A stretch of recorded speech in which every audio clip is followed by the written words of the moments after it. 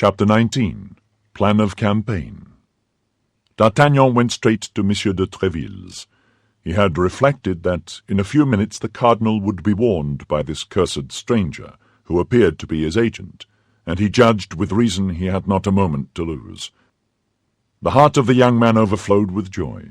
An opportunity presented itself to him, in which there would be at the same time glory to be acquired and money to be gained. And, as a far higher encouragement, it brought him into close intimacy with a woman he adored. This chance did, then, for him at once, more than he would have dared to ask of Providence. Monsieur de Tréville was in his saloon with his habitual court of gentlemen. D'Artagnan, who was known as a familiar of the house, went straight to his office, and sent word that he wished to see him on something of importance. D'Artagnan had been there scarcely 5 minutes when Monsieur de Tréville entered. At the first glance, and by the joy which was painted on his countenance, the worthy captain plainly perceived that something new was on foot. All the way along, D'Artagnan had been consulting with himself whether he should place confidence in Monsieur de Tréville, or whether he should only ask him to give him carte blanche for some secret affair. But Monsieur de Tréville had always been so thoroughly his friend, had always been so devoted to the king and queen, and hated the cardinal so cordially, that the young man resolved to tell him everything. "Did you ask for me, my good friend?" said Monsieur de Tréville. "Yes, monsieur," said D'Artagnan, lowering his voice, "and you will pardon me, I hope, for having disturbed you when you know the importance of my business." "Speak, then. I am all attention." "It concerns nothing less," said D'Artagnan, "than the honour, perhaps the life of the queen." "What did you say?" asked Monsieur de Tréville, glancing round to see if they were surely alone, and then fixing his questioning look upon D'Artagnan. "I say, monsieur, that chance has rendered me master of a secret, which you will guard, I hope, young man, as your life, but which I must impart to you, monsieur, for you alone can assist me in the mission I have just received from Her Majesty." "Is this secret your own?" "No, monsieur. It is Her Majesty's." "Are you authorized by Her Majesty to communicate it to me?" "No, monsieur, for, on the contrary, I am desired to preserve the profoundest mystery." "Why, then, are you about to betray it to me?" "Because, as I said, without you I can do nothing, and I am afraid you will refuse me the favour I come to ask, if you do not know to what end I ask it. Keep your secret, young man, and tell me what you wish." "I wish you to obtain for me from Monsieur Dessessart leave of absence for 15 days. "When?" "This very night." "You leave Paris?" "I am going on a mission." "May you tell me whither?" "To London." "Has anyone an interest in preventing your arrival there?" "The cardinal, I believe, would give the world to prevent my success." "And are you going alone?" "I am going alone." "In that case you will not get beyond Bondy. I tell you so, by the faith of de Tréville." "How so?" "You will be assassinated." "And I shall die in the performance of my duty." "But your mission will not be accomplished." "That is true," replied D'Artagnan. "Believe me," continued Tréville, "in enterprises of this kind, in order that one may arrive, 4 must set out." "Ah, you are right, monsieur," said D'Artagnan. "But you know Athos, Porthos, and Aramis, and you know if I can dispose of them." "Without confiding to them the secret which I am not willing to know?" "We are sworn, once for all, to implicit confidence and devotedness against all proof. Besides, you can tell them that you have full confidence in me, and they will not be more incredulous than you. I can send to each of them leave of absence for 15 days, that is all. To Athos, whose wound still makes him suffer, to go to the waters of Forges. To Porthos and Aramis to accompany their friend, whom they are not willing to abandon in such a painful condition. Sending their leave of absence will be proof enough that I authorize their journey." "Thanks, monsieur. You are 100 times too good." "Begone, then. Find them instantly, and let all be done tonight." "Ha! But first, write your request to Dessessart. Perhaps you had a spy at your heels, and your visit, if it should ever be known to the cardinal, will thus seem legitimate." D'Artagnan drew up his request, and Monsieur de Tréville, on receiving it, assured him that by 2 o'clock in the morning the 4 leaves of absence should be at the respective domicile of the travellers. have the goodness to send mine to Athos's residence. I should dread some disagreeable encounter if I were to go home. Be easy. Adieu, and a prosperous voyage. Apropos, said Monsieur de Treville, calling him back. D'Artagnan returned. Have you any money? D'Artagnan tapped the bag he had in his pocket. Enough? Asked Monsieur de Treville. 300 pistoles. Oh, plenty. That would carry you to the end of the world. Begone, then. D'Artagnan saluted Monsieur de Treville, who held out his hand to him. D'Artagnan pressed it with a respect mixed with gratitude.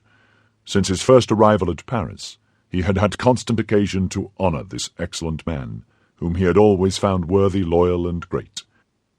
His first visit was to Aramis, at whose residence he had not been since the famous evening on which he had followed Madame Bonacieux.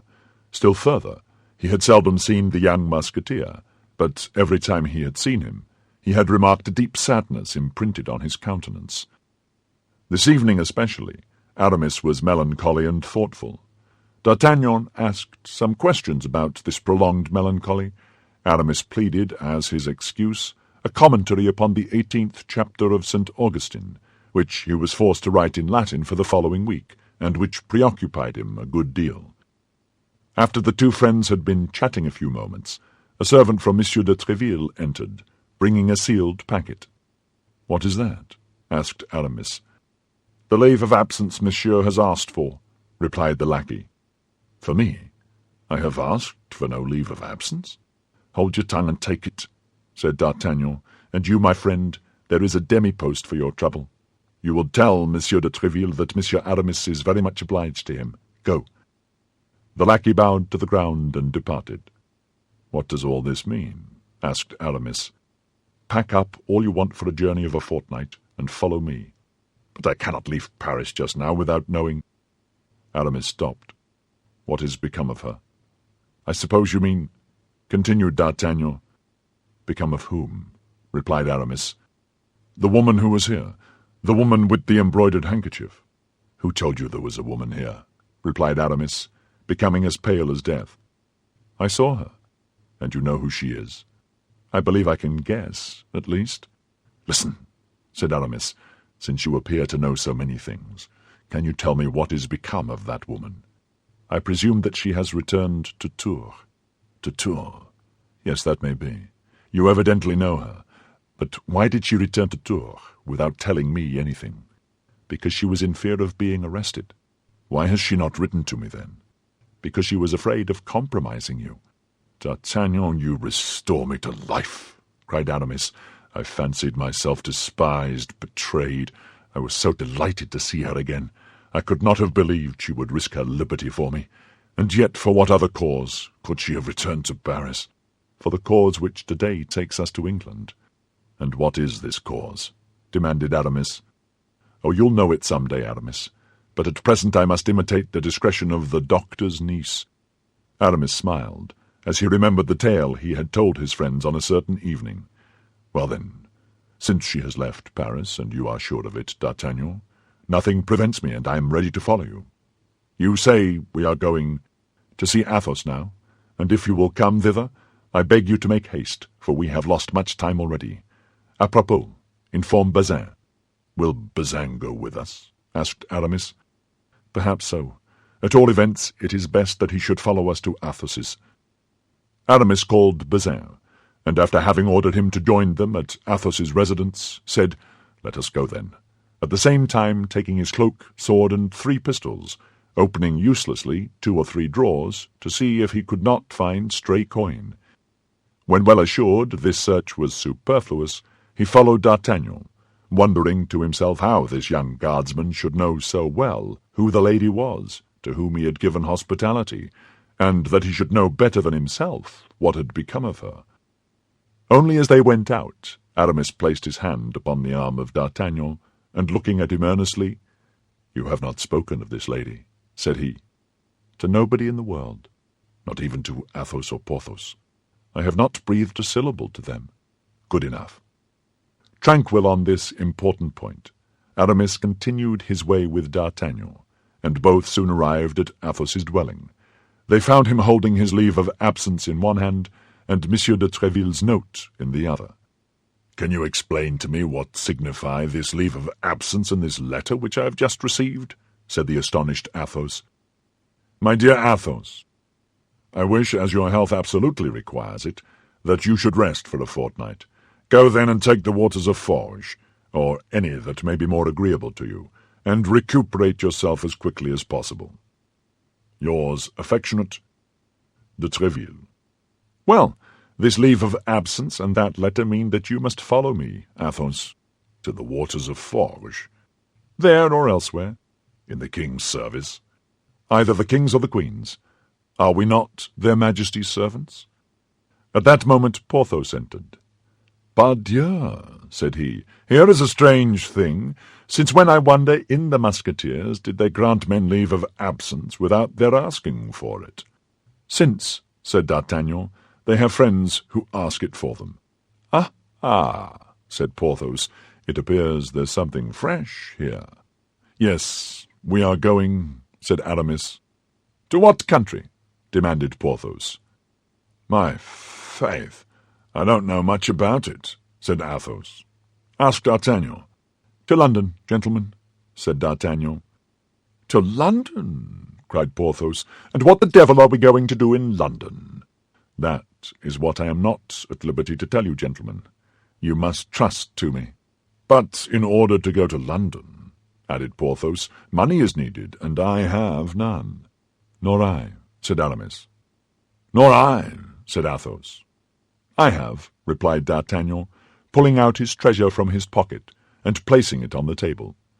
"There are in this bag 300 pistoles. Let each take 75. That is enough to take us to London and back. Besides, make yourselves easy. We shall not all arrive at London." "Why so?" "Because in all probability some one of us will be left on the road." "Is this then a campaign upon which we are now entering? One of a most dangerous kind, I give you notice." "Ah, but if we do risk being killed," said Porthos, "at least I should like to know what for." "You would be all the wiser," said Athos. "And yet," said Aramis, "I am somewhat of Porthos's opinion."